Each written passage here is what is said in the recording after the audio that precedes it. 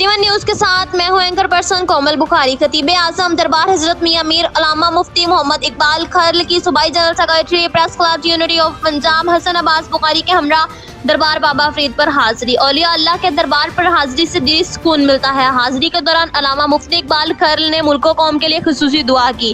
Corona virus ایک موذی virus ہے جس سے ہر انسان کو بچنا چاہیے اور حکومتی تدابیر پر عمل کرنا چاہیے۔ دعا ہے کہ اللہ تعالیٰ عالم اسلام اور پوری دنیا سے اس کا خاتمہ فرمائے۔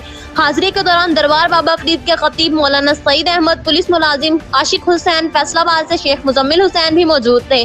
رپورٹ حسن بخاری سے۔ رسول اللہ صلی اللہ علیہ وآلہ وسلم نے فرمایا کہ جہاں کوئی وبائی مرض ہو وہاں سے نہ نکلو نہ وہاں داخل ہو۔